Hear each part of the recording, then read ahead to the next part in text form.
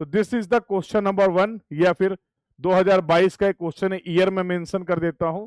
ये गेट 2022 का क्वेश्चन है।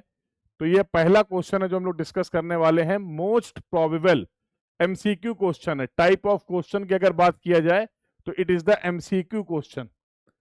तो क्या बोला गया इस क्वेश्चन में? First understand the question, then we will have the discussion part.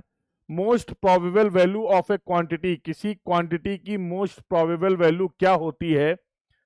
A option दे रखा गया, always increases with the increase in the true value, always decreases with the decrease in the true value, is always equal to the true value, is nearest to the true value, is nearest to the true value।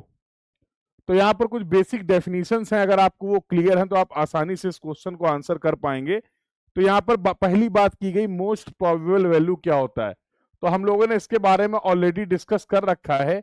Most probable value को हम लोग find out कर सकते हैं repetitive observations. For example, अगर आप कोई distance का मेजरमेंट कर रहे हैं तो जैसे जैसे आप इंस्ट्रूमेंट्स को चेंज करेंगे, हर एक इंस्ट्रूमेंट की अपनी एक्यूरेसी है, प्रिसीजन है।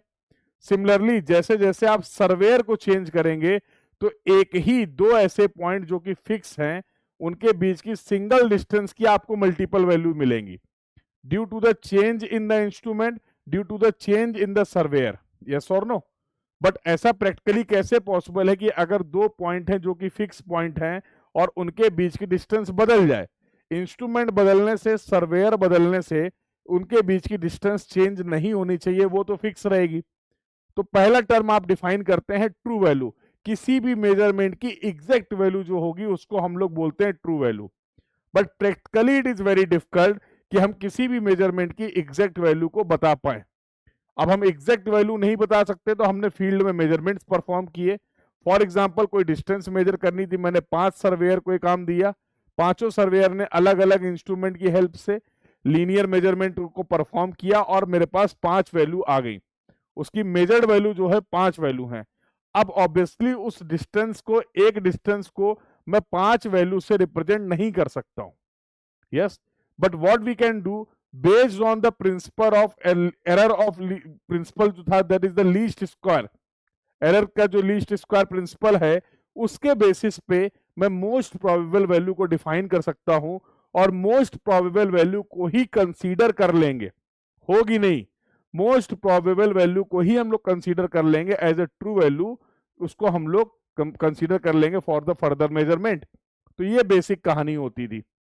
तो ट्रू वैल्यू जो exact value, ideal value, theoretical value measurement की होनी चाहिए।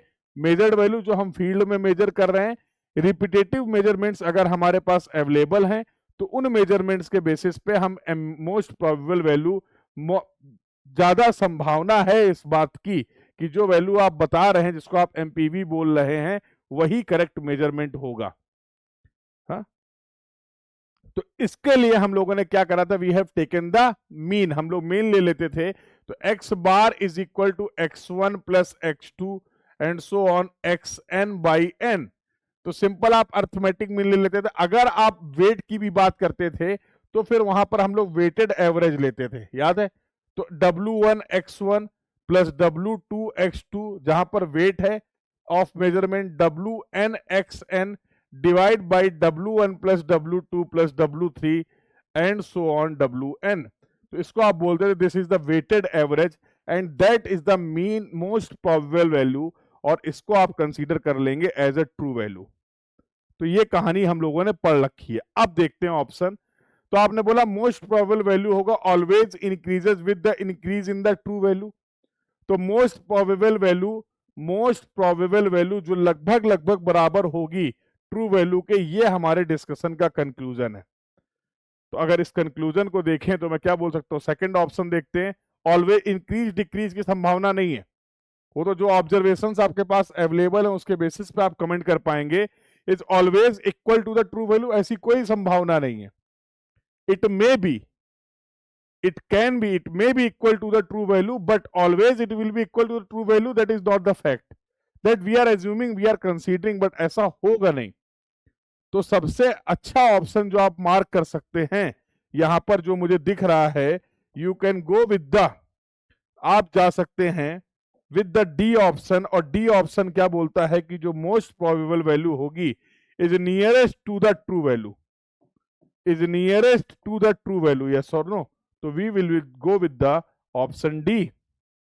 ऑप्शन डी के साथ आप मूव करने वाले हैं। क्लियर है सभी को? तो I hope the discussion is clear to everyone. तो अगर विदाउट वेट मेजरमेंट्स आपके पास अवेलेबल है, सिंपल मीन ले लेंगे आप।